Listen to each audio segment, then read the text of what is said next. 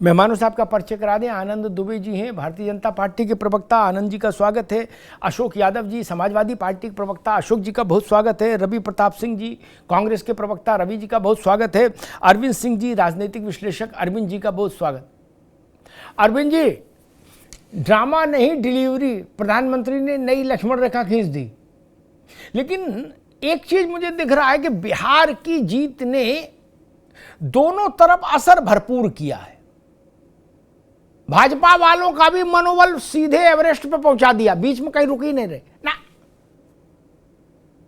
होता ना क्या है गुड्डू लाल लाठी टाइप का जो हो जाता है, वो दिख रहा है तेवर कलेवर।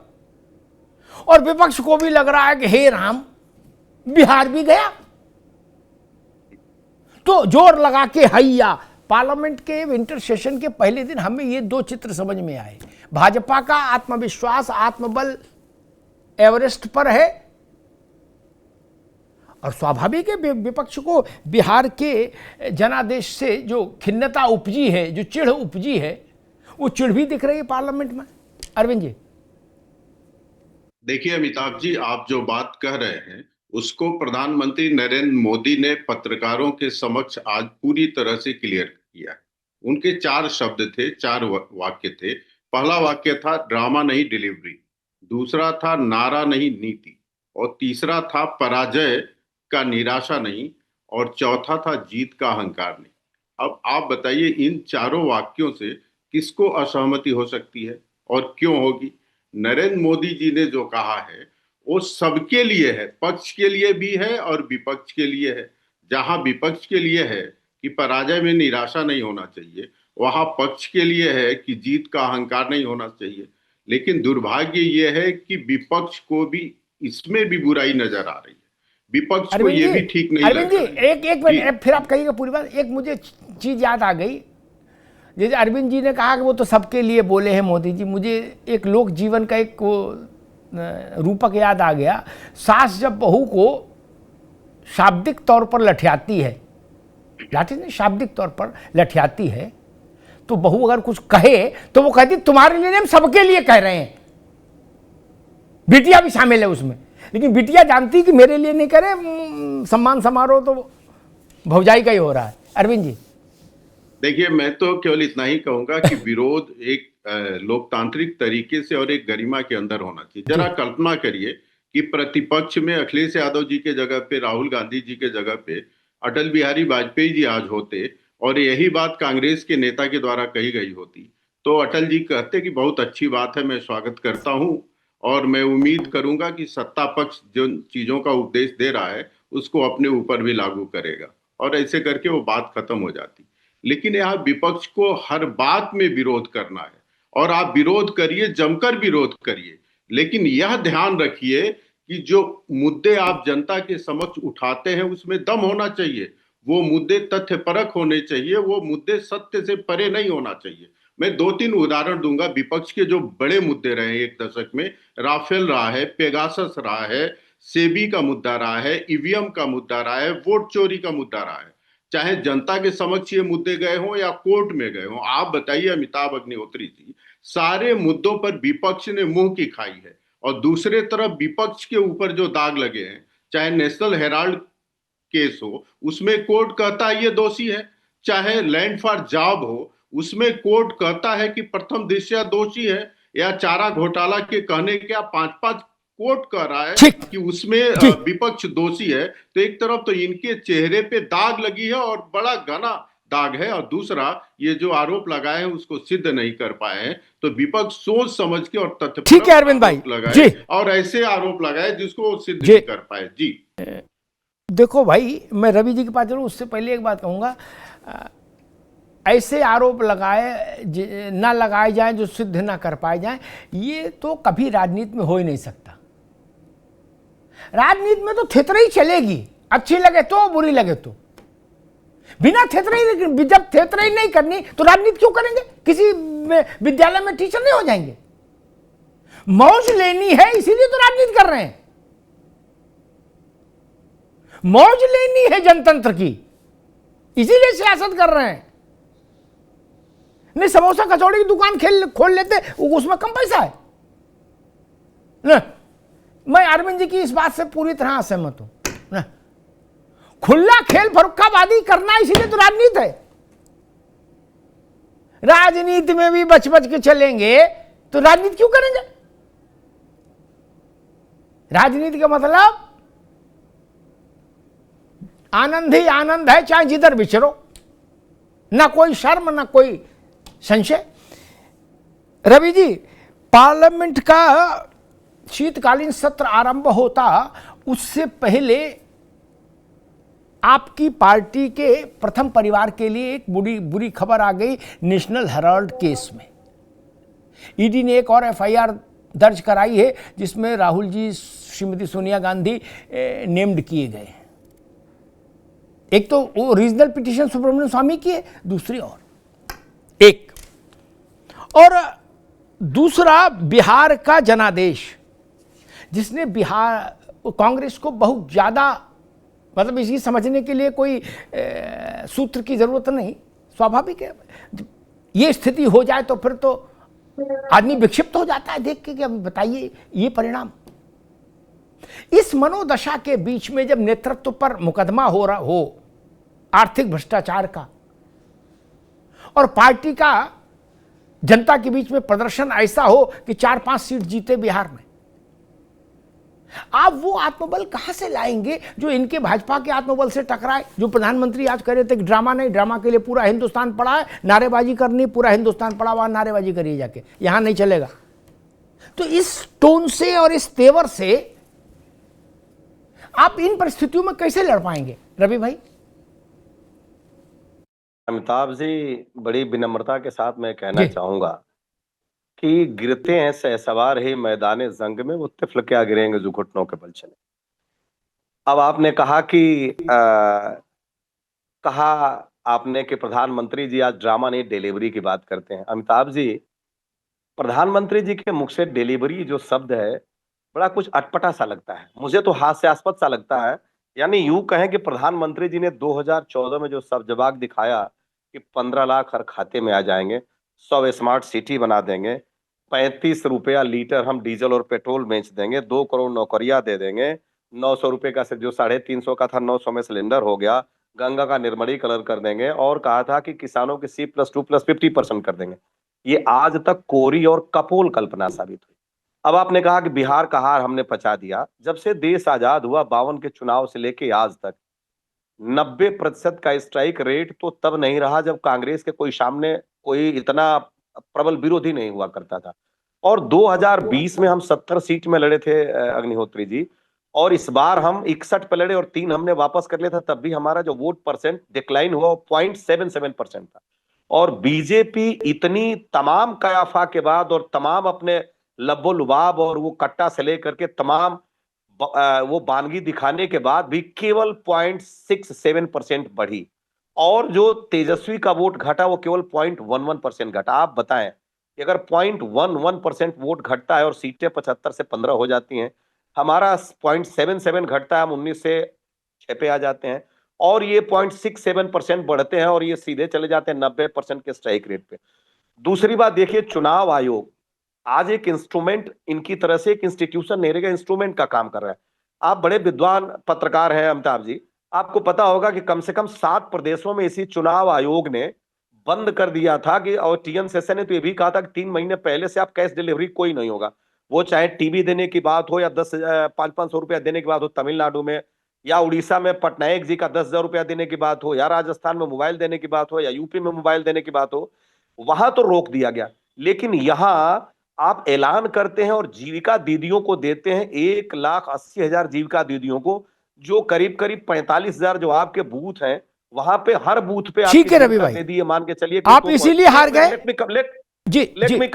कंप्लीट। नहीं, मैं बिल्कुल उसका मैं आत्ममंथन कर रहा हूं और इस बात को बिल्कुल इनकार नहीं करता कि हमारे हार में और भी कारण थे जो हम लोगों तक डिलीवर नहीं कर पाए। लेकिन आज जो ड्रामे की बात है, अगर विपक्ष ये बात बताएं कि लोगों के जीवन जीविका से जुड़ी मुद्दाओं को उठाएगा नहीं, आप चर्चा नहीं करेंगे, आप अपने मर्जी से चर्चा करेंगे, तो फिर ये लोकतंत्र को आप कहां ले जा रहे हैं? जिस दिशा में इस लोकतंत्र की धारा को आप मोड़ रहे हैं, ये प्रासंगिक है। ये नहीं है कि आप कह क्या रहे हैं। ठीक, आप कह क्या रहे हैं ये भी बहुत प्रासंगिक होता है। रवि भाई ने बताया कि वो जीविका दीदी को पैसा दे दिया नीतीश की सरकार ने, इसलिए हम रसातल में पहुंच गए। अरे अब नहीं, दोबारा में, अभी नहीं, अभी उंगली नीचे कर लो रवि भाई, अभी उंगली नीचे कर लो मालिक, दोबारा में अभी लिख लो उसको चीज को जो कहना चाहते दोबारा। राहुल गांधी ने बैठक बुलाई, समीक्षा की, खड़गे जी भी थे उसमें।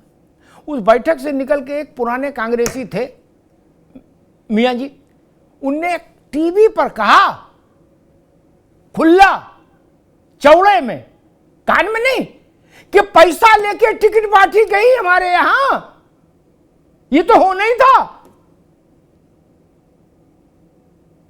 और आप कह रहे हो जीविका दीदी को पैसा दे दिया इसलिए हम हार गए, और आपके लोग जो चुनाव लड़े वो कह रहे कि पैसा लेके टिकट बटी इसलिए हार गए। अब ये तो तय कर लो पैसे का खेल किधर हुआ। और ये जो गणित है ना, आप बीच में ना भाई, ये जो गणित है ना ये बड़ा बचकाना गणित है, इसको प्रवक्ताओं को नहीं देना चाहिए, बच्चों से बुलवा दीजिए, ठीक है, मोहल्ले में चिल्ला के चले जाएं इतने प्रतिशत, ये प्रतिशत का गणित बहुत बाल सुलभ तर्क है, इसको मत दीजिए। आप ऐसा कह रहे हो कि तेजस्वी को आधा चीफ मिनिस्टर बना दें क्या? गजब बात करते हो यार। 5 वोट से जीता सांसद, 1 वोट से जीता सांसद भी सांसद होता है। और इसका पूरा पोस्टमार्टम सोशल मीडिया पे हो गया, फिर भी आप लोग अगर वो परसेंटेज को तर्क बना रहे, तो मुझे लग रहा है कि फिर आप बालू में वो शुतुरमुर्ग वो मुंह कर लेता है तो उसको लगता है तूफान टल गया। कांग्रेस के सबसे बड़ा संकट ये है कि वो अपने पराजय के ऐसे थोते तर्क खोज लेती है और गांधी परिवार को वो तर्क समझा देती है कि नीचे वालों की जिम्मेदारी तय ही नहीं हो पाती। अब बिहार में किसी की जिम्मेदारी तय नहीं होगी कांग्रेस में कि किसने रुपया लिया, किस जेब में रखा, क्या दंड फंद किया, किसी की नहीं। क्यों? बोले जीविका दीदी कारण हार गए। जय श्री राम। सब मौज लो, अल्लाह वरू से लेके और अखिलेश सिंह तक सब कचौड़ी खाओ, लिट्टी चोखा खाओ, मूछ पे ताव दो। क्यों? बोले राहुल गांधी को हमने समझा दिया कि जीविका दीदी और SIR, मतलब ये इम्तिहान देने वाले उस बच्चे की कहानी है जो कह रहा टीचर काला कोट पहन के आया था इसलिए हम हार गए, और पानी ठंडा नहीं था वहां इसलिए हमारे नंबर कम आए। हम कम पढ़े, हम में बुद्धि कम है इसलिए नंबर कम आए, ये नहीं मान रहा बच्चा कह रहा इसलिए हो गया ऐसा। मैं रवि भाई से यानी कांग्रेस से बहुत विनम्रता से कहूंगा, ये SIR, ये दीदी, जीविका दीदी, ये तो अब की हुआ। ध्यान से सुनिएगा, 1985 के बाद से बिहार में आपके कांग्रेस के माथे पर कभी जीत का रोली चंदन नहीं लगा रवि बाबू। ये तो इस बार हुआ, जीविका दीदी और फलाना दीदी। 1985 से आप बाहर हैं बिहार में, ये तो पता है ना। तब तो जीविका दीदी थी, पैदा भी नहीं हुई थी। तब तो बिहार में जीविका दीदी नाम की कोई चीज ही नहीं थी, और SIR भी नहीं था। FIR थी, SIR तो था नहीं। तब काहे को हार नहीं जीते कभी? लालू ने किसको हटा के सत्ता पाई थी? किसको हटा के? भाजपाइयों को नहीं ना, कांग्रेस को, जगन्नाथ मिश्रा को धस्तीभूत करके। ये याद रखिए। खैर, Ashok Yadav ji, drama not allowed प्रधानमंत्री कह रहे हैं, और अखिलेश जी कह रहे हैं SIR से आरक्षण भी छीन लिया जाएगा। ये कुछ निंजा टेक्निक लाए हो अब की आप लोग क्या? ये मेरे भी समझ में नहीं आ रही कि SIR से आरक्षण कैसे चला जाएगा। अशोक जी। अमिताभ जी, आपने 2 बातें कही, एक तो ड्रामा, दूसरा SIR से आरक्षण छीनना। जी। ड्रामा की बात अगर कर लिया जाए तो अगर आप ड्रामा के इतिहास खोजेंगे तो ईसा पूर्व 6वीं शताब्दी से ड्रामा की शुरुआत होती है, और थेस्फिस जो है यूनान के पहले नाटककार हैं। और हिंदुस्तान में अगर देखा जाए तो ये मतलब ईसा पूर्व 2री शताब्दी में महाकवि कालिदास हुए, जिन्होंने महावदा अग्निमित्रम, उन्होंने, उनका लेख है, उनका मतलब रचना है नाटक की। और अगर 21वीं सदी में देखा जाए तो 21वीं सदी के शुरुआत में 2014 में कालिदास के फॉलोअर बवाली दास का नया ड्रामा शुरू होता है 2014 के बाद से इस देश में। और वो ड्रामा की शुरुआत आप देखेंगे 29 मई 2014 पार्लियामेंट के गेट पर माननीय प्रधानमंत्री श्री दामोदर दास मोदी जी, उन्होंने दंडवत पार्लियामेंट के सामने नाटक किया, लोकतंत्र के मंदिर के सामने मेरा माथा टिकता है। याद होगा आपको भी, आप लोग पुराने हैं। वो मोदी जी लोकतंत्र की हत्या करने में कहीं से कोई एक रत्ती भर कोई छोड़ा नहीं अपने जानबूझ में, सब कुछ कर डाला कि लोकतंत्र की हत्या हो जाए। दूसरी बात आपने कहा, उसी लोकतंत्र की हत्या में, सत्ता की हवस में institutional murder of BLOs, institutional murder of democracy and institutional murder of PDA rights. आप देखिए जो हमारे राष्ट्रीय अध्यक्ष अखिलेश यादव जी की बात आपने किया, एक भोजपुरी में कहावत है, न रहेगा बांस न बजेगी बांसुरी, न रहेगा वोट और न बदल पाएंगे सरकार। सीधा फंडा है, पीडीए के वोट काट दो। अभी एक बीएलओ जो नाम मैं भूल रहा हूँ, उस बीएलओ के परिजनों ने बताया कि गोंडा के बीएलओ थे, कि बताया कि उनकी पत्नी है, उनके भाई ने बताया कि उनके ऊपर प्रेशर था कि पिछड़े समाज का, दलित समाज का वोट काटो। इस दबाव में वो उनकी मतलब बेचारे मर गए। अशोक जी, तो इस तरह एसआईआर, का एक मिनट अशोक भाई, एक मिनट, एसआईआर के फॉर्म में जरा मुझे बताइए जाति कहां लिखी गई है, जरा बताइए, खोलिए एसआईआर का फॉर्म। अखिलेश जी ने क्या क्या, उसको एक सेकंड के लिए छोड़ दीजिए। एसआईआर का जो फॉर्म है देश भर में, उसमें जात कहां पूछी गई है, गोत्र कहां पूछा गया है, कि घोसी हो कि कमरिया हो, कहां पूछा गया बताइए ना हमको, हम भी ज्ञान बढ़ाएं। अमिताभ जी, जो बीएलओ होते हैं, जो भाजपा के पन्ना प्रमुख होते हैं, जो समाजवादी पार्टी के बूथ वर्कर्स होते हैं, या जो कांग्रेस पार्टी या जो भी राजनीतिक दल के जो बूथ लेवल के लोग होते हैं, किसी को ये बताने की जरूरत नहीं है कि वोटर लिस्ट में भाग संख्या इतना से, क्रमांक संख्या इतना से, कौन जाति, कौन धर्म, कौन मजहब लोग हैं, ये कोई बताने की बात है क्या? कौन नहीं जानता है? वोटर लिस्ट आप खोलेंगे, जो पन्ना प्रमुख भाजपा का है, जो बूथ प्रभारी सपा का है, जो बूथ प्रभारी कांग्रेस का है, जो बीएलए हमारा है, सबको पता है कि लिस्ट में भाग संख्या फलाने, क्रमांक संख्या फलाने में, फला से फला के बीच में ये लोग कौन है, किस जाति के हैं, किस धर्म के हैं। ये चीज कोई छुपी हुई है क्या? इसके लिए कोई रॉकेट साइंस थोड़ी चाहिए, सबको पता है। और उसी आधार पर वोट काटे जाते हैं। और यही बात उस बीएलओ ने बताई, गोरा का जो बीएलओ था, सॉरी बीएलओ के परिजनों ने। तो आप ही बताइए कि न रहेगा बांस न बजेगी बांसुरी, न रहेगा पीडीए का वोट, न वो पीडीए सरकार बदलने की या कोई सरकार के खिलाफ कोई मैंडेट देने के लायक बचे जी। यही वोट की ताकत तो बाबा साहब ने दिया था, हमें संविधान ने दिया था वोट। ठीक है, और इसी वोट की ताकत को, यही तो हमारा वोट है, यही वोट, इसी ठीक है, ठीक है अशोक भाई जी, बजेगी। ठीक है। मैं आनंद दुबे के पास चलूं, लेकिन दो बातें कहूंगा। अशोक जी ने कुछ बातें कही, उन पर एक टिप्पणी जरूरी बनती है। चुनाव आयोग जो एसआईआर की प्रक्रिया कर रहा है, भारत के सर्वोच्च न्यायालय के मुख्य न्यायाधीश के अनुसार वह संविधान सम्मत है, उसमें कहीं कोई संविधान का उल्लंघन नहीं। पहली बात तो गांठ बांध लो, सपा के हो चाहे बसपा के हो और चाहे कांग्रेसी हो, गांठ बांध लो। भाजपा का है तो नहीं मानोगे, सुप्रीम कोर्ट की तो माननी भी पड़ेगी, असम भी माननी पड़ेगी और बस में भी माननी पड़ेगी, इसलिए गांठ बांध लो। ये बात तो बिहार के मामले में सुप्रीम कोर्ट ने कह दिया कि बिहार में एसआईआर हुई, बिल्कुल ठीक हुई, कहीं कोई गड़बड़ी नहीं पाई गई, और चुनाव आयोग को यह अधिकार है। एक चीज तो ये गांठ बांध लो। दूसरा, मैं नहीं समझ पा रहा, धर्म तो समझ में आता है, नाम से भी कई बार धर्म पता लग जाता है, इस्लाम का अनुयायी कौन है पता लग जाएगा, लेकिन काछी और गडरिया और यादव में घोसी और कमरिया, ये कैसे पता लग रहा है? जादू जानते हो? मैं तो समझ नहीं पाया। और तीसरी बात, जब ऐसे वोट कट रहे तो समाजवादी पार्टी के 1,31,642 जो बीएलए बताए गए हैं, और 1,31,642 कांग्रेस के, जोड़ लो।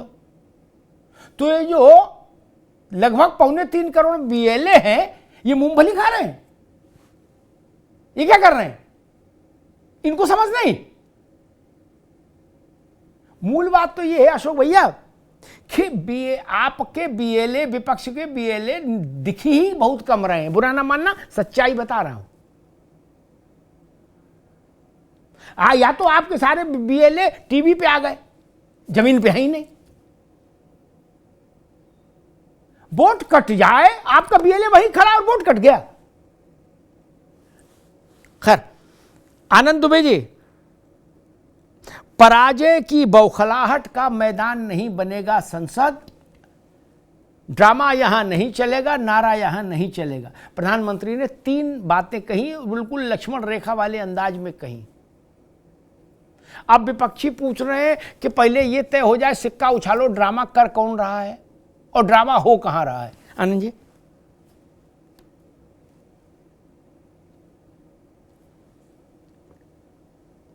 भैया अनम्यूट कर लीजिए। जी अमिताभ जी, जी, जो बात आदरणीय प्रधानमंत्री जी ने कही है, उसी बात को अगर समझा जाए तो रामधारी सिंह दिनकर की एक पंक्ति है, मुझे याद आ गई। मैंने कहा ये विपक्ष भी सुने तो अच्छा लगेगा, अमल करे ना करे उससे कोई फर्क नहीं, कि कलंकित नाम मत अपना करो तुम, हृदय में ध्यान भी इसका धरो तुम, विजय तन की घड़ी भर की दमक है, इसी संसार तक उसकी चमक है, भुवन की जीत मिटती है भुवन में, उसे क्या खोजना गिरकर पतन में, शरण केवल उजागर धर्म होगा, सहारा अंत में सत्कर्म होगा। विपक्ष 2014 के बाद से एक झूठा नैरेटिव पूरे देश में हर चुनाव से पहले 14 के बाद से मैं सुनता आ रहा हूं कि देश में अब चुनाव नहीं होगा, मोदी जी और अमित शाह अब देश में चुनाव नहीं करने देंगे। 14 के बाद से न जाने कितने राज्यों में चुनाव हुए, कई राज्यों में हमें हार का भी सामना करना पड़ा, कई राज्यों में हमें विजय भी मिली। उसके बाद से देश में 2 लोकसभा के चुनाव भी हो। ये कहते थे देश में अब चुनाव बंद हो जाएंगे। 14 के बाद ही ये कहते थे अब मोदी जी आ गए, इससे ज्यादा आएंगे तो संविधान बदल जाएगा। कुछ नहीं हुआ, वैसा ही चल रहा है देश। ये कहते थे लोकतंत्र खत्म हो जाएगा। अब इससे बड़ा लोकतंत्र क्या है कि देश में मंच से प्रधानमंत्री मोदी जी को मां की गाली दी जा रही है। अब इससे बड़ा वाला कौन सा लोकतंत्र आप लेना चाहते हैं भाई? घर में घुस के हत्या कर दीजिए, पीटिए और कोई कुछ न बोले, वो वाला लोकतंत्र चाहते हैं क्या आप देश? तो इस झूठ को देश की जनता ने खूब बढ़िया से पढ़ लिया है, समझ लिया है, सोच लिया है, इसीलिए इस तरह का रिजल्ट आया। मैं तो चाहता हूं कि मेरा समय भी आप अशोक जी को दीजिए, ये मेरे हिस्से का भी बोलें, क्योंकि ये जितना बोलेंगे हमारा ही काम करेंगे। ये जितना बोलेंगे, इनके प्रवक्ता जितना बोलेंगे, जनता उतना ही हमें आशीर्वाद देगी, क्योंकि ये अब भी नहीं सीख रहे। दुर्भाग्य की बात है कि ये अब भी नहीं सीख रहे। अब आप बताइए, ये नैरेटिव फैला रहा है। ओबीसी आयोग को संवैधानिक दर्जा किस सरकार ने दिया? हमने दिया। कर्पूरी ठाकुर जी से लेकर तमाम जो मसीहा रहे समाज के, उनको भारत रत्न देने का काम किसने किया? हमने किया। नीट में आरक्षण देने का काम, केंद्रीय विद्यालय से लेकर तमाम जगह पे आरक्षण देने का काम पिछड़े वर्ग को किसने किया? हमने किया। ट्रिपल तलाक जैसी घृणित व्यवस्था को खत्म करने का काम किसने किया? हमने किया। गरीबों को पक्का मकान बनाने का, देने का काम किसने किया? हमने किया। तो सब कुछ तो हम कर रहे हैं भैया, और आप केवल झूठ बोल रहे हैं। आपकी पूरी राजनीति आपके परिवार तक रही और अब माइक्रो परिवारवाद में सिमट गई। इनका जो पीडीए है ना, असल में party of Dimple and Akhilesh है, कुछ नहीं है इससे ज्यादा। लोग कह रहे हैं party of Dimple and Akhilesh मतलब पीडीए, केवल डिंपल जी, अखिलेश जी और उनकी पार्टी। ये बिहार में कहते थे कि MY मिला के 31% है, यहां से तो हम शुरू करेंगे। कहां चले आए जरा देख लीजिए। अब ये SIR पे सवाल उठा रहे हैं, इससे पहले इन्होंने मतदाता सूची पे सवाल उठाया, शुरुआत किया था ईवीएम से, फिर आए डीएम पे, अब SIR पे। देश में किसी संस्था पे इनको भरोसा नहीं है। अयोध्या सीट वही चुनाव आयोग कराता है, जब ये जीत जाते हैं तो कहते हैं चुनाव आयोग ठीक है, और विधानसभा में जब हम जीत जाते हैं तो कहते हैं चुनाव आयोग गलत है। अरे भैया, फिलिस्तीन से आके थोड़ा ना कोई चुनाव आयोग यहां चुनाव करा रहा है, दोनों चुनाव तो चुनाव आयोग नहीं कराए हैं। अब एक बात, ये वोट परसेंटेज की बात कर रहे हैं, मैं हिमाचल चुनाव का उदाहरण दे रहा हूं। मात्र 37,000 वोट भाजपा को हिमाचल में कांग्रेस से कम मिले। वोट परसेंट के लेवल पे देखिए तो 0.9। आप वहां सत्ता में है, हम विपक्ष में है। हमने तो नहीं कहा कि चोरी हो गई, कई राज्यों में हम चुनाव हारे हैं, हमने तो नहीं कहा कि चोरी हो गई। तो इस तरह की बातें जब तक ये करेंगे, जब तक इस तरह की बातें करेंगे, जनता इनको दंड ही देगी, आशीर्वाद नहीं देगी। अरविंद जी, मैं विपक्ष के नेताओं को सुनने के बाद इस धारणा पर पहुंचा कि वो लोग शायद, उनका समवेत स्वर ये है, कुछ लोग खुला कह रहे, कुछ मान लो ढके छुपे शब्दों में कह रहे, लेकिन मूल स्वर ये है विपक्ष का कि जब तक हम सत्ता में नहीं आएंगे, हम नहीं जीतेंगे, हम नहीं बोलेंगे अपने मुंह से कि चुनाव ठीक हुआ। ये जान लो, चाहे जैसे चुनाव हो जाए, चाहे काले कपड़े पहन के करा लो, चाहे लाल कपड़े पहन करा लो चुनाव, हम नहीं वो मानेंगे कि चुनाव ठीक हुआ जब तक हमारी शपथ ना हो। अरविंद जी, मुझे लग रहा है मामला यहां पर आके फंस गया है। जहां जहां विपक्ष कह रहा हमारी शपथ कराओगे, हम वहीं वहीं ठीक मानेंगे, और हमारी शपथ नहीं हुई तो हम छत पे खड़े होकर चिल्लाएंगे कि चुनाव फर्जी है। देखिए अमिताभ जी, ये तो हो नहीं सकता है कि आप जीते तो लोकतंत्र जीत गया और आपका विरोधी जीत जाए तो लोकतंत्र हार गया। ये तो हो नहीं सकता है। और रवि जी कह रहे थे अभी कि लंबे समय तक कांग्रेस शासन में रही है। बेशक रही है शासन में, और जनता के आशीर्वाद से रही है, लेकिन ये भी ध्यान देना चाहिए कि चाहे पंडित दीनदयाल उपाध्याय हो, या राम मनोहर लोहिया हो, या विपक्ष के जयप्रकाश नारायण जी हो, या चंद्रशेखर हो, जब भी आप जीतते थे, या श्रीमान अटल बिहारी वाजपेयी जी, उन्होंने कभी ये नहीं कहा कि लोकतंत्र भारत का पराजित हो गया।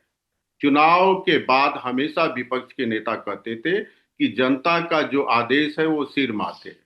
और रवि जी, आपके समय में चुनाव आयोग कैसा होता था? मैं हमेशा कोशिश करता हूं कि तथ्यों के साथ बात करूं। एक प्रमाण देता हूं, TN सेशन पर आप विश्वास करेंगे, जब राजीव गांधी जी प्रधानमंत्री होते थे तो वो कैबिनेट सेक्रेटरी थे। TN सेशन का कथन है, ऑनलाइन और रिपोर्टेड है, इंडियन एक्सप्रेस से लेके तमाम सारे समूहों ने उसको रिपोर्ट किया है। उनका बयान है कि आपके राजीव गांधी जी ने प्रधानमंत्री रहते कहा TN सेशन को कि चुनाव आयुक्त को बताइए कि इन डेट्स में चुनाव होंगे, और बाद में उन्हीं डेट्स में चुनाव हुए।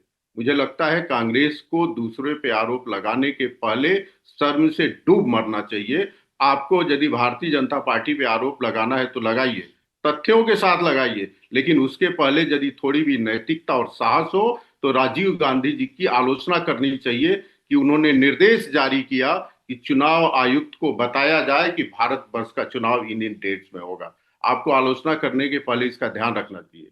जबकि आप नरेंद्र मोदी की आलोचना करते हैं, भारतीय जनता पार्टी की आलोचना करते हैं, NDA की आलोचना करते हैं, तो कोई तथ्य आप दे नहीं पाते हैं। आज कमेटी बनी हुई है, एक कमेटी सिलेक्शन करती है, और सिलेक्शन होने के बाद जो लोग डिसीजन लेते हैं उसमें नेता प्रतिपक्ष भी शामिल होते हैं। लेकिन 50-60 वर्षों तक आपकी सरकार रही है केंद्र में। आप बताएंगे कोई आप बिल लाए हो कमेटी बनाने के लिए संसद के अंदर? आप बताएंगे कोई बैठक ऐसी हुई है जब नेता प्रतिपक्ष से राय ली गई हो कि कौन चुनाव आयुक्त होगा और कौन नहीं होगा? आप बार बार आरोप लगाते हैं जनता सबसे बड़ी होती है, जनता के अदालत में पराजित हो जाते हैं। चलिए, उस पर आपको विश्वास नहीं है, आप कोर्ट में तो एक प्रमाण दे दीजिए। कोर्ट ने आपसे बार बार पूछा, बिहार के संदर्भ में पूछा, और पूरे देश के सामने तथ्य है, कोर्ट ने कहा कि यदि किसी का नाम काटा गया हो तो आप बताइए, आप साक्ष्य प्रस्तुत नहीं कर पाए, आप बार बार जनता से मुंह खाकर आते हैं और उन्हीं इशू। ठीक है अरविंद जी, अभी रुकना होगा, अब ठीक है अरविंद जी आपकी बात आई, अभी रुकना होगा। रवि भाई, एक तो प्रश्न ये जो मुझे समझ में आ रहा छोटी बुद्धि से कि विपक्ष का अब मूल कथन ये है, कभी संकेतों से कभी वाणी से, कि हम जीतेंगे तो चुनाव ठीक मानेंगे, बाकी मेरे ठेंगे पे, हम मानेंगे नहीं चाहे तुम कुछ कर लो। क्या हम कहेंगे फर्जी चुनाव है। सुप्रीम कोर्ट ने कहा बिहार में एसआईआर पूरे अच्छे ढंग से हुई, उसमें कहीं कोई कमी नहीं मिली, लेकिन राहुल गांधी इस बात को नहीं दोहराएंगे, अखिलेश यादव जी इस बात को कभी नहीं दोहराएंगे सुप्रीम कोर्ट की ना। वो कहेंगे एसआईआर का मतलब सब कुछ गड़बड़। तो क्या यह मान लिया जाए जब आपकी ताजपोशी होगी तभी आप ये प्रेस विज्ञप्ति जारी करेंगे कि इस बार चुनाव ठीक हुआ? रवि जी।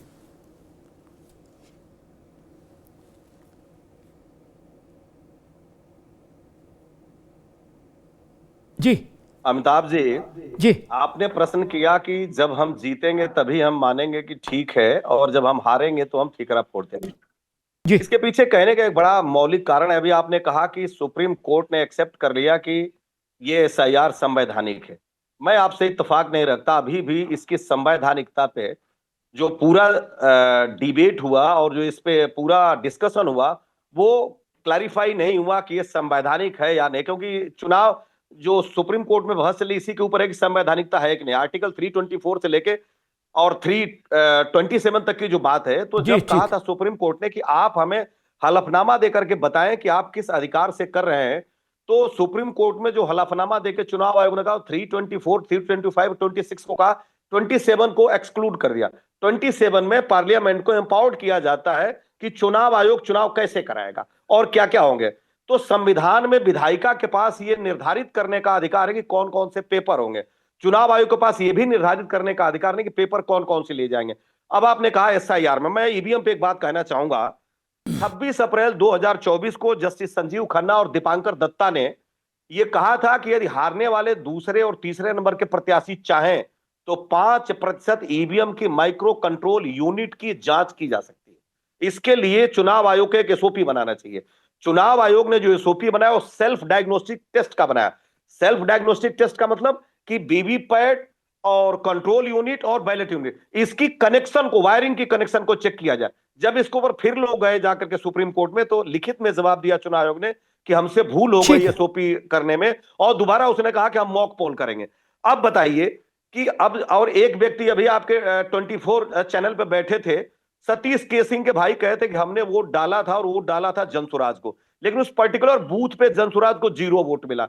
मैं सिर्फ आपको याद दिलाया, इसको मैं हटा देता हूं चीजों से। अगर हम एसआईआर में एक बहुत मुद्दे की बात कह रहा हूं, किसी भी पेपर के ऊपर आपने देखा अमिताभ भाई कि पिता का नाम एलिमिनेट कर दिया जाए, इसमें 1000 चीजें दी गई। मेरा एक उदाहरण बताता हूं, कल भी मैं एक टीवी बताया कि मेरा नाम रवि प्रताप सिंह है। हमारे गांव में 4 रवि प्रताप सिंह है, एक रवि प्रताप गुप्ता है, और उसमें न आयु है, न उसमें फोटो मेल खा रही है, न पिता का नाम है। वो बेचारा बीएलओ ला करके 4 फार्म हमारे घर दे गया। हमारा जो फार्म था हमने भरा और 3 फार्म कहा भैया हमारा नहीं है। हम उसके साथ उन लोगों के घर तक गए। एक आदमी अरुणाचल प्रदेश में टीचर है, एक आदमी गल्फ में नौकरी करते हैं, एक आदमी अहमदाबाद में। लोगों ने ईपिक नंबर नोट कर लिया और कहा कि हम पूछ के बताएंगे। तो ये बताइए कि इतने बड़े फार्म में जहां बीएलओ का नाम, ठीक है रवि प्रताप, अब रुकना होगा रवि जी, ठीक है अब रुकना, ठीक है अब रुकना होगा, अब रुकना। रवि जी को शायद कुछ विस्मरण हो गया। सुप्रीम कोर्ट की चीफ जस्टिस की अध्यक्षता वाली जो बेंच में कोई बात कहता हूं तो फिर वो पत्थर पर लिखी होती भाई। मेरी स्मृति कभी धोखा नहीं देती मुझको ना, मुझे गूगल थोड़े नहीं देखना महाराज।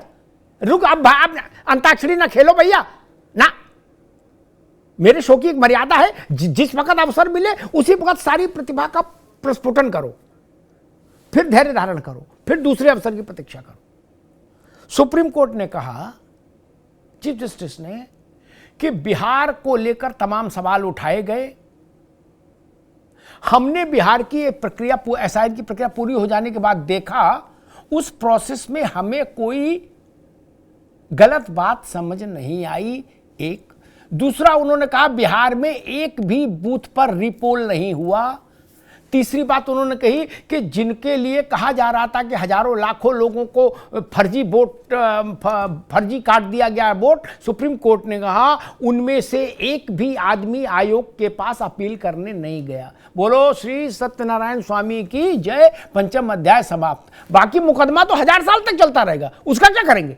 जो सुप्रीम कोर्ट ने ऑब्जर्वेशन दिया वो मैंने दोहराया, और मैंने पूछा क्या राहुल जी सुप्रीम कोर्ट के ऑब्जर्वेशन को दोहरा सकते हैं? नहीं दोहरा सकते।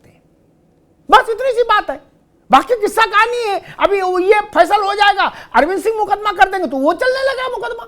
सुप्रीम कोर्ट में तो काम ही है मुकदमे का, ही और कुछ काम है? अरविंद सिंह का मुकदमा फरियागा अशोक जी कर देंगे, उसका क्या करेंगे? लेकिन आज as of now Supreme Court ने जो कहा वो देश के लिए मान्य होना चाहिए। अगला कोई फैसला उससे अलग आ जाएगा तो उसकी बात कह देंगे, अभी तो मानना होगा ना। खैर अशोक जी, सामान्य व्यक्ति यही समझ रहा है कि आप तभी सही बोलोगे कि अब की ये पीडीए का चुनाव हुआ है बिल्कुल ठीक हुआ है, एसआईआर भी ठीक है, बीईवीएम भी ठीक है, और जो बाहर टेबल लगी बस्ते रखे गए उनमें जो चाय समोसा आए वो भी अच्छे क्वालिटी के थे, जब आप जीतोगे। अन्यथा चाहे कुछ कर लो हम नहीं मानेंगे चुनाव ठीक हुआ। ऐसा भाव क्यों हो गया? भारत में इससे पहले भी सत्ताएं बदलती रही, दशकों दशक कांग्रेस चलती रही, ऐसा तो विलाप किसी ने किया। इंदिरा गांधी के खिलाफ मोर्चा खोला, पंडित जी के खिलाफ मोर्चा, राजनीतिक लड़ाई लड़ी, लेकिन ऐसा नहीं हुआ कि छत से कूद जाए।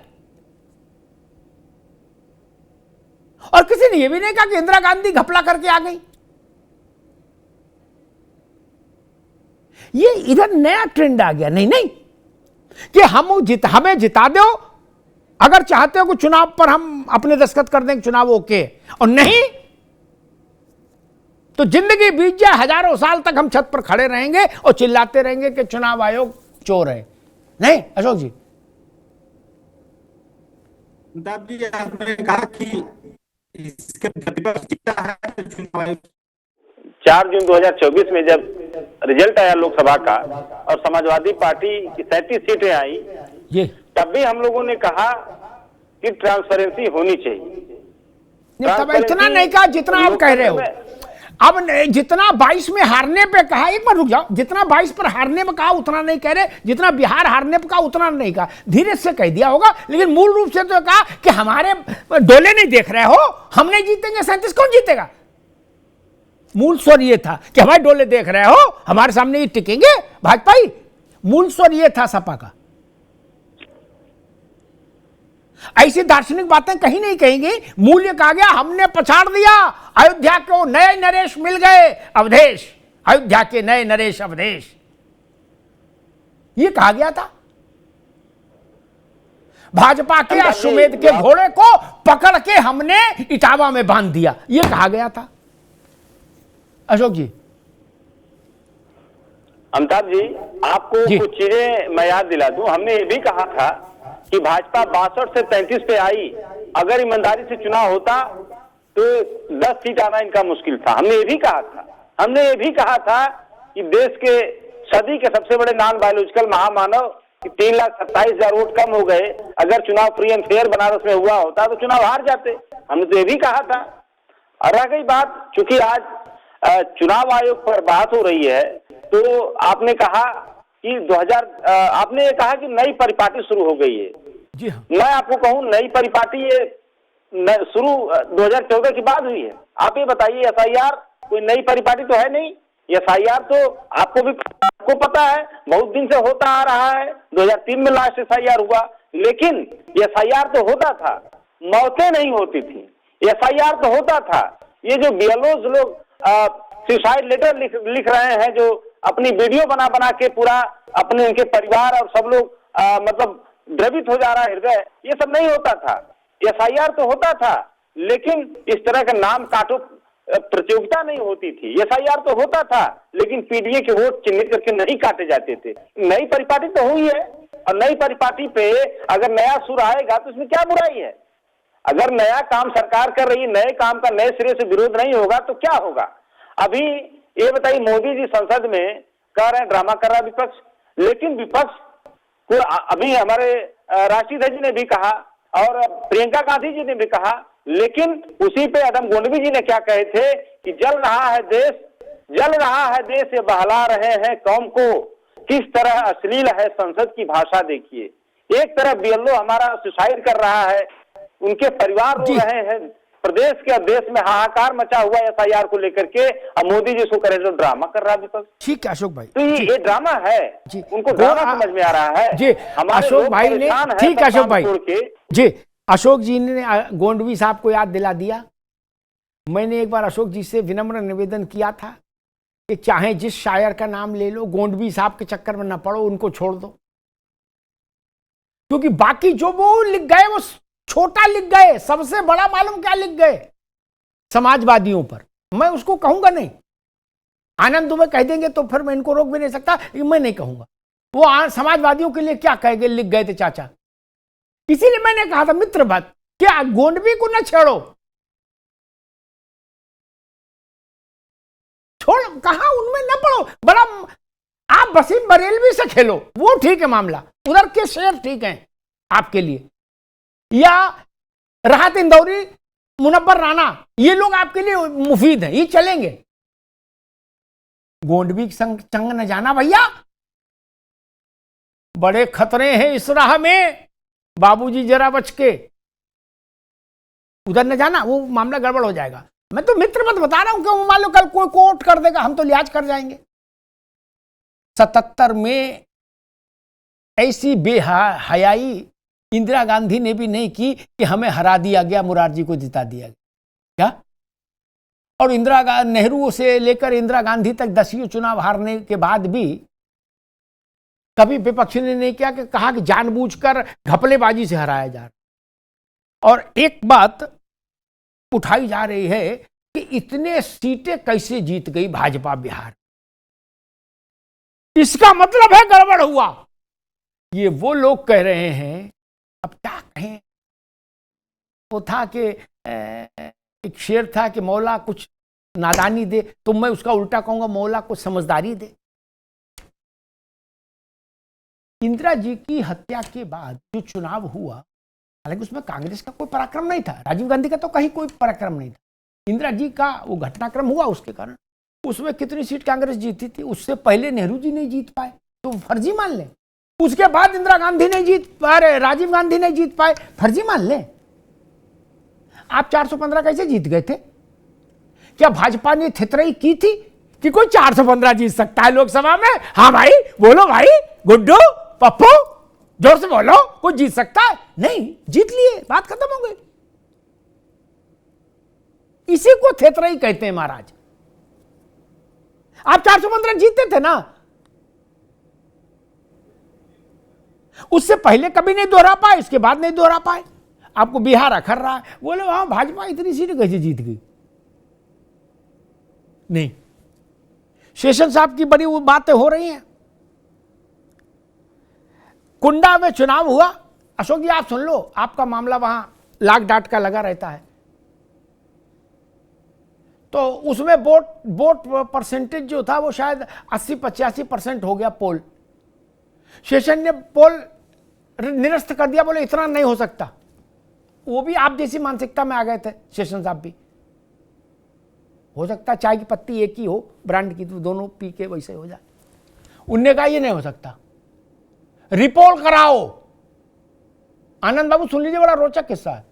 रिपोल में उनने केजे राव को कह दिया कि तुम वहां होमगार्ड की तरीके से ड्यूटी देना, एक एक वोट देखना। अशोक जी सुन लो, ये गूगल में नहीं मिलेगा महाराज। तब की 93% वोट हो गया। बोलो सियावर रामचंद्र की जय। क्या जब उनने पूरे देश की फौज कुंडा में उतार दी तो राजा भैया के चुनाव में 93% वोट हो गया। उनने कहा हाँ भाई शेषन साहब आप क्या करोगे? बोले अब कुछ नहीं करेंगे, छोड़ो जाने दो। क्या आप तय करोगे जनता कितने परसेंट वोट डाले? इस बात पर नाराजगी है कि इतना वोट कैसे पड़ गया। श्री बाबू से लेके लालू बाबू तक कभी नहीं पड़ा बिहार में इतना वोट। अरे वोट ज्यादा पड़ गया तो कोई खराब बात हो गई क्या यार? हमें आप लोगों में नाराजगी दिख रही है।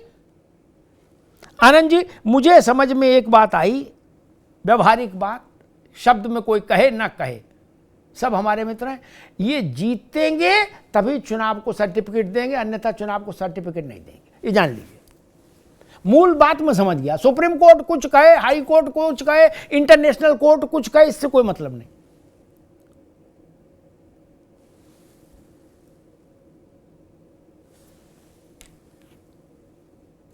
जी अनम्यूट कर लो भैया।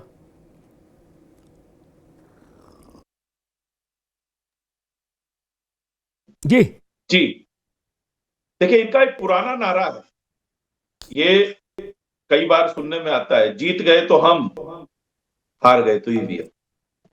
ये पुराना नारा है इनका। तो इनको, आपने बिल्कुल सही कहा कि इनको तभी यकीन होगा जब अखिलेश यादव जी मुख्यमंत्री पद की शपथ ले लेंगे कभी। यदि ऐसा स्वप्न में हो गया तो, या अगर हकीकत में हुआ तो कोई बात नहीं, तब ये इनको देश की व्यवस्थाओं पर यकीन हो जाएगा। इन्होंने अदम गोंडवी का शेर पढ़ दिया, वो आपने याद भी दिला दिया, मुझे याद भी आ गया। आपको पता है मैं थोड़ा पढ़ता लिखता रहता हूं कि पक्के समाजवादी हैं तस्कर हो या डकैत, इतना असर है खादी के उजले लिबास में। तो उन्होंने तो समाजवादियों की तुलना जो है किससे की है, गोंडवी साहब ने। इन्होंने गोंडवी साहब की बात की तो मैंने कह दिया।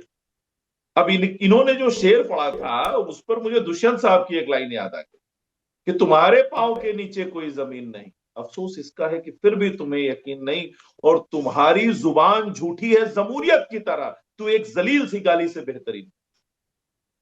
तो ये दुष्यंत साहब ने इन्हीं लोगों के लिए लिखा है, बाकी तो इनके लिए बहुत कुछ लिखा गया है, अब मैं बताने दूंगा। लेकिन एक चीज, ये कैसा लोकतंत्र चाहते हैं? ये वैसा लोकतंत्र चाहते हैं जहां विरोध करने पर भारतीय जनता पार्टी के कार्यकर्ता का गर्दन कटवा कर मंगवा लिया गया। ये ऐसा लोकतंत्र चाहते हैं। ये ऐसा लोकतंत्र चाहते हैं जहां पर डिंपल यादव जी निर्विरोध चुनकर भेज दी जाती। ये ऐसा लोकतंत्र चाहते हैं। ये वही लोकतंत्र चाहते हैं जहां कट्टे, बंदूक, गोली बारूद के दम पर बूथ लूटे जाते थे। उत्तर प्रदेश में हमने भी अपने बचपन में देखा है और सबने देखा है, और बिहार से मेरी पढ़ाई लिखाई हुई है। मैं आपको बताऊं, जनता इसलिए वोट नहीं देती है। मैं आपको बता रहा हूं अमिताभ जी, मैं दानापुर में पढ़ता था। हम लोग जब यूपी से ट्रेन से जाते थे, अगर 6 बज गया तो मात्र 10 किलोमीटर की दूरी स्टेशन से कैंटोनमेंट की, टमटम वाला, घोड़े गाड़ी वाला भी ले जाने को तैयार नहीं रहता था। कहता था भैया घोड़ा ही लेके चले जाएंगे, ऑटो वाला तो छोड़ दीजिए। तो स्टेशन पर रात बितानी पड़ती है। उस बिहार में कैसे कोई आपको वोट करेगा भाई? उत्तर प्रदेश में आपने जिस तरह से उत्तर प्रदेश को जलाया है, जिस तरह से दंगे हुए हैं, हर गली हर मोहल्ले में गुंडे पैदा किया आपने। 1 डिस्ट्रिक्ट 1 माफिया छोड़ दीजिए, हर गली हर माफिया अभियान चलाया आपने। प्राइमरी स्कूल के टीचर तक से गुंडा टैक्स मांग लेते थे हमारे इलाके में। मैं आजमगढ़, मऊ, बलिया, गाजीपुर की बात बता रहा हूं। प्राइमरी स्कूल के मास्टर तक से फिरौती मांगते थे। आपने बढ़िया घर बना लिया तो फोन पहुंच जाता था। योगी आदित्यनाथ जी के राज में ऐसे तमाम गुंडे या तो जेल पहुंच चुके हैं या परलोक, इसलिए वोट मिल रहा है। आप डरा कर धमका कर वोट लेना चाहते थे, हम सुरक्षा और सुशासन देकर वोट ले रहे हैं। यह अंतर है आप में और हमारे में। इसको जितना जल्दी आप समझ जाएं आपके लिए बेहतर है, वरना आने वाले समय में समाजवादी पार्टी कांग्रेस सिर्फ किताबों में पढ़ाई जाएगी कि आज से इतने साल पहले इस नाम की 2 पार्टियां हुआ करती। और आपके रोने से काम नहीं चलेगा। देश की जनता बहुत होशियार है। मुझे लगता है हर चुनाव को जिसमें हम पराजित हो जाएं, उस हर चुनाव को भ्रष्ट चुनाव कह देना हास्यास्पद स्थिति पैदा करता है। इससे नेता का वजन कम होता है, ऐसा मैं मानता हूं। जनता भी मानती है कि यार सब जगह ऐसा ही है क्या, हर बार जब ये हार जाते हैं ऐसा ही है। नहीं, जिस बच्चे के कभी नंबर अच्छे नहीं आए और हर बार वो नई व्याख्या कर दे कि मास्टर हमसे चिढ़ता है इसलिए नंबर नहीं दे रहा, ये कोई तर्क मानेगा नहीं ना। समझदार बाप होगा 2 घंटा मारेगा, कहेगा पढ़ते नहीं हो, मास्टर को दोष दे रहे हो। वैसी शैली मत अपनाइए। कभी तो पराजित हो जाइए और फिर भी कहिए कि जनता का जनादेश हम स्वीकार करते हैं, अपनी कमियों की समीक्षा करेंगे और अपनी गलतियां सुधारेंगे। कभी ऐसा नहीं बोल सकते। ये बोलने में कोई नाक नीची हो जाएगी, कोई छोटे हो जाओगे क्या भाई? जनता ही ना मालिक है। तो ये मान लेना मालिक के सामने कि मालिक कुछ गलती रह गई, अगली बार और आपका दिल जीतने की कोशिश करेंगे और अच्छे काम करेंगे। जीविका दीदी ने जिता दिया भाजपा को, रवि जी की कोई गलती नहीं। अच्छा जी, उत्तर प्रदेश में डीएम ने जिता दिया, अशोक यादव जी के काम का कोई मूल्यांकन का विषय नहीं उठेगा। अब तो बोले सारा ठीक रहा तो डीएम साहब के ऊपर फोड़ ही दिया हमने। राहुल जी कहीं दोषी नहीं होंगे, एसआईआर ज्ञानेश कुमार दोषी। लो, दिल्ली यूनिवर्सिटी में एनएसयूआई जीत जाए, राहुल गांधी को क्रेडिट, और बिहार में कांग्रेस की सीटें आए 4 तो ज्ञानेश कुमार जिम्मेदार। गजब करते हो यार, इतना साहस कहां से लाते हो कसम से। और आदमियों शर्मा जाता है, भाई हम नहीं बोलेंगे यार। पार्टी वाले कहेंगे आज तुम चले जाओ प्रवक्ता बन के, बोले हम नहीं जाएंगे यार, ना बड़ी जलालत होती है, हम नहीं जाएंगे। कहां तक बोले? सोचना चाहिए। ननकू सोच लेता है, गांव का रज्जाक सोच लेता है। ये बात आप नहीं सोच पा रहे हो। प्रियंका जी को, राहुल जी को, अखिलेश जी को, खड़गे जी को प्रसन्न कर, संतुष्ट करने के लिए और अपनी कमियों पर काला कंबल डाल देने की सबसे अच्छी निंजा टेक्निक विपक्ष के नेताओं ने सीख ली। निंजा टेक्निक, जादू की टेक्निक। हमें कैसे हार गए तुम? अरे बोले हुजूर एसआईआर हो गया ना, इसलिए। लोक बात खत्म, दही जलेबी खाई, मुंह छोपताव दिया, चले गए। ये नहीं बताया कि हम वहां डकैती डलवाते थे इसलिए जनता ने हमको मार के भगा दिया, ये नहीं बताएंगे। गजब बात है यार। और इसी एसआईआर के बाद मान लीजिए ऐसा घट गया, 12 राज्यों में एसआईआर हो रही है, मान लीजिए इसमें 1, 2, 4 आप भी जीत गए अशोक बाबू, तब कौन सी विज्ञप्ति जारी करोगे ये भी सोच लो। आप तो एसआईआर के विरोध में गंगोत्री से गंगा सागर तक निकल गए, फिर क्या करोगे? या आपको लगता कि हम एक भी नहीं जीतेंगे तो फिर कोई बात नहीं, फिर यही विरोध रखिए। जनादेश को स्वीकार करिए। मैंने कहा था एक बार, उसी को दोहराता हूं, कोई विज्ञापन सरकारों को वापस नहीं ला सकता। इसलिए ये भ्रम, जितनी जल्दी नेता दिमाग का जाला साफ कर ले उतना उनकी सेहत के लिए अच्छा, पार्टी की सेहत के लिए।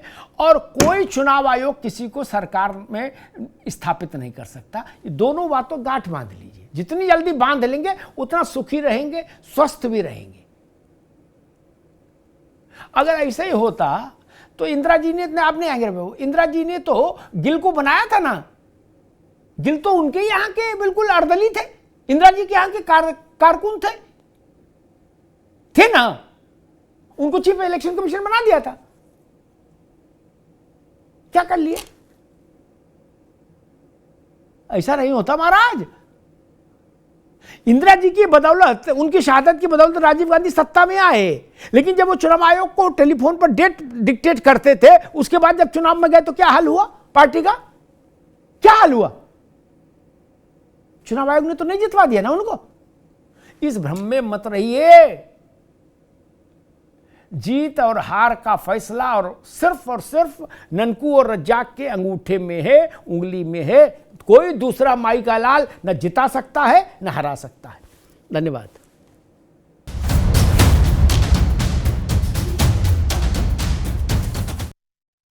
अब उत्तर चाहिए ब्रॉट टू यू बाय आरपीओर का हल्दी मसाला, मिर्च धनिया करे कमाल, सबका राजा आरपीओर मसाला।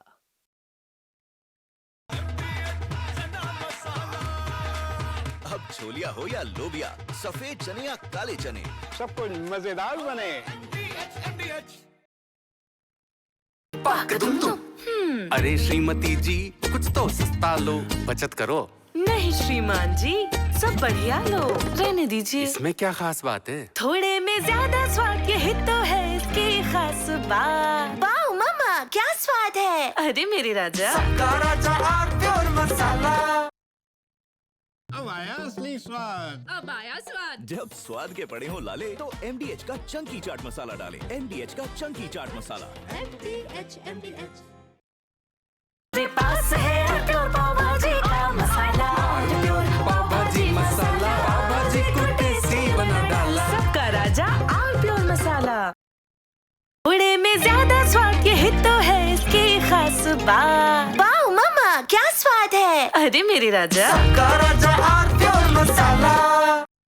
कुछ तो सस्ता लो, सब बढ़िया लो, इसमें क्या खास बात है? थोड़े में ज्यादा स्वाद, यही तो है इसकी खास बात। सबका राजा आर प्योर मसाला। MDH का किचन किंग किचन में हो तो हम सब कुछ बना सकते हैं। बैंगन का भरता, आलू गोभी, भिंडी मसाला और भी बहुत कुछ। MDH।